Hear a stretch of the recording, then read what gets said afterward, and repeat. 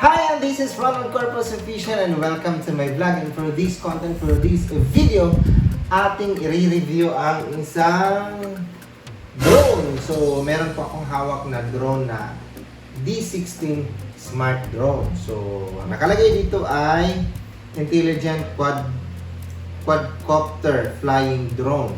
So, tara! At ating tingnan ito kung ano yung nasa loob ng itong D16 na drone. And then ating i-unbox to. After natin i-unbox, test natin yung camera niya. And then, testing natin kung paano natin siya paliparin. No? So, una, atin munang buksan itong D16 drone. So, itong D16 drone na to ay nabili ko lang to sa TikTok shop. So, wala pang 1,000 o wala pang 1,000 pesos, makakabili ka na nito. And kaya ako bumili nito dahil gusto kong magpalipad ng drone. And gusto ko muna mag-practice ng drone kung gusto mong matuto magpalipad ng drone. So mag-umpisa ka muna sa murang halaga para kung masira man siya o mawala man siya, hindi masakit sa bulsa, hindi masakit sa dibdib. So unang gagawin natin ito ay unboxing. So ipakita natin takbo. Ayan, ilapit mo siya, ipakita mo siya, i-focus. So, ayan. So, pag binuksan natin itong drone, so, ang unang lalabas ay, ayan, makikita mo na agad na meron siyang, ito na yung pinaka-drone. Ayan. Tapos, ito yung remote control. Tapos, meron siyang extra para sa charger. Ano para saan ba to? Hindi ko alam kung para saan to. Paghigpit ata ito. Tapos, itong meron siyang mga propeller na kasama. And meron siyang ito para dito ata to. Yan. Ano ba ito ikabit? Yun. So para sa tapos ito so lalagyan mo siya ng battery. So lalagyan natin siya ng battery mamaya. And meron siyang of course manual kung paano siya gagamitin. Ayun. So ngayon, ang nakalagay sa manual, i-scan natin to. Tapos i-e-nan. So i-install para hanapin natin. So install natin. So ano lang natin to yung Android. Nakalagay dyan. Pwede sa iOS. Yung sa mga may iPhone kayo. And then para sa drone.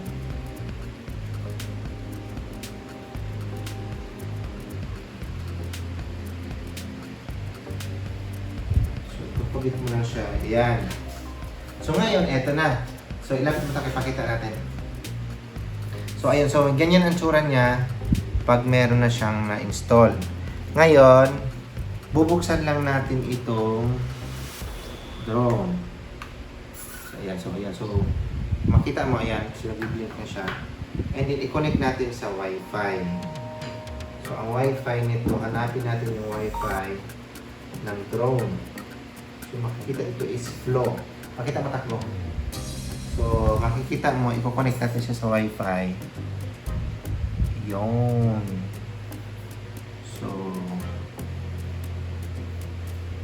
So naka-connect na siya. And then pupunta tayo sa kanina na ating in-install. So, start. Yun. So, kung makikita nyo, ayan yung camera niya. So, yun yung camera. Oh. So, ayan siya yung aking cameraman. Ayan yung cameraman natin. Malinaw naman yung camera niya. Oh. Ayan oh. So, ayan yung cameraman natin. Kita-kita nyo. So, pagdating naman sa camera, malinaw naman. Kahit pa paano malinaw. So ngayon, so magte-testing na tayo. So ikakabit lang natin siya dito. Ayan, so ayan. Makabit na natin siya dito. Kakabit lang natin siya dito. Ganyan siya kasimple lang.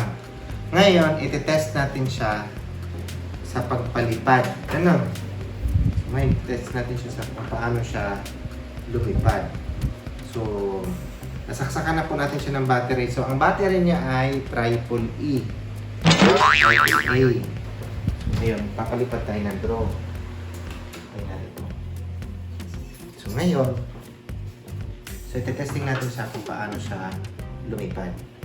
So dalawa ang yung battery. Meron siyang extra na battery para if in case na malubat kayo.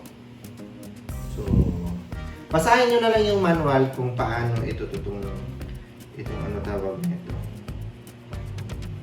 Yun. Ngayon, i-ano mo na siya.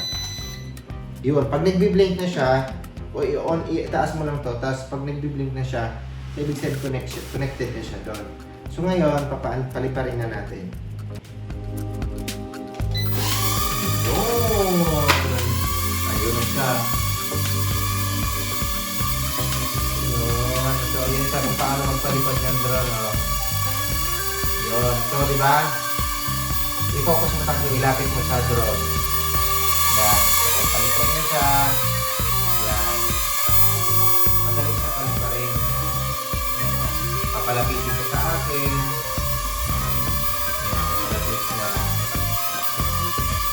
Papalapitin ko sa akin. O malapit na sa akin. Ayan na siya. Hello! Habang nag-vlog ka, hello po! Mukhang PNG na si Ronald. Tapos may gusto mong pataasin pa siya. Ayan. Ako din sa taas. Hanggang sa bubong na siya. Ayun o. Ayan.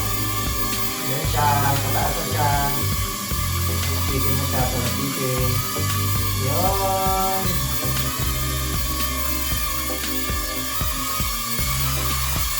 Yun. So, pababain natin sa pababain. Yan. Lapit ka sa akin. O, di ba ganda?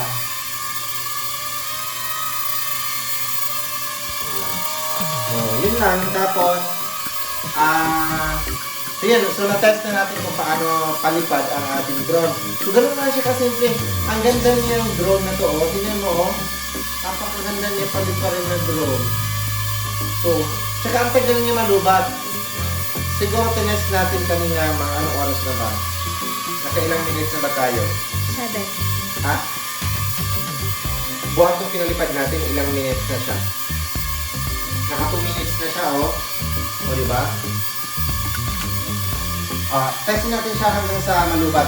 Malalaman mo naman siya kung malubat kasi tumutunog na yung anong tawag nito? Tumutunog na yung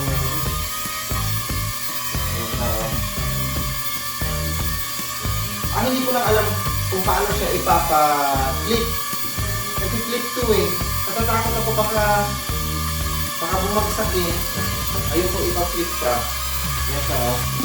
Ayan. Diba? Ganda niya oh. Palipitin mo sa akin. Antayin natin siya hanggang saan talaga yung battery niya kung ilang minutes siya patagal. Nagka 3 minutes na batak doon.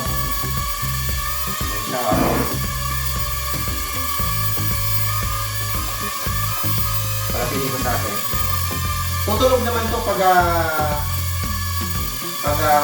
malapit na siyang malubat. Tutunog yung ito to. Tutunog siya. Tut! Gano'n siya. Palapitin ko sa akin. Ayan siya. Ito full charge ko to.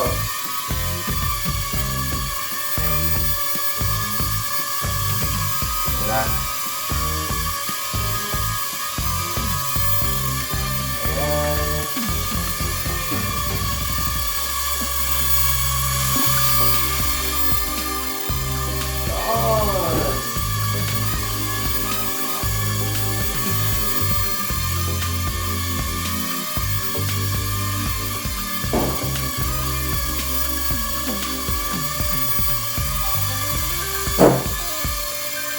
Naka 5 minutes na ba, no? 4 pa lang. 4 minutes na.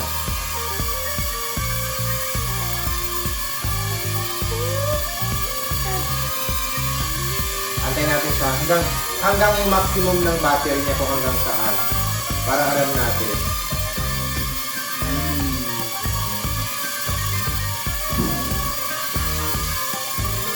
Yan.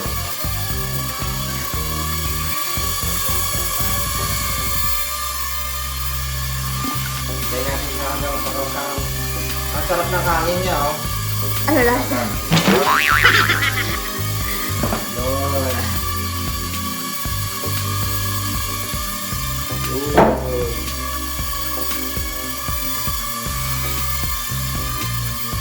Diba?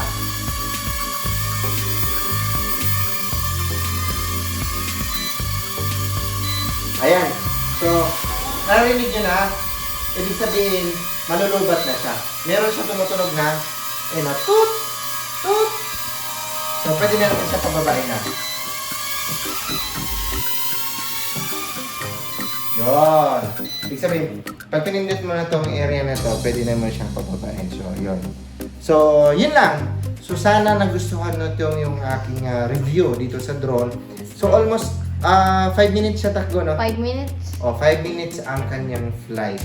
So, 5 minutes is maganda na rin ang kuha niya ng drone na to. So, yun lang. So, sana nagustuhan niyo yung aking content for this 2026. Nagbabalik na po ako sa pagko-content dito po sa YouTube. Once again, this is Ronald Corpus Official na nagsasabing kung hindi ka pa nakasubscribe ng aking YouTube channel, so please subscribe to my YouTube channel. Kung nagustuhan mo yung content na to, so paki-like.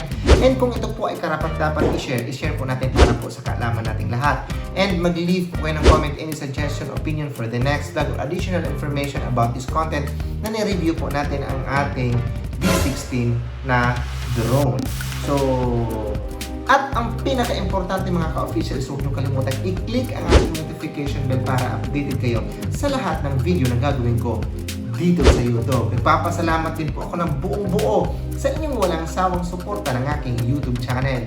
I love you all and bye-bye!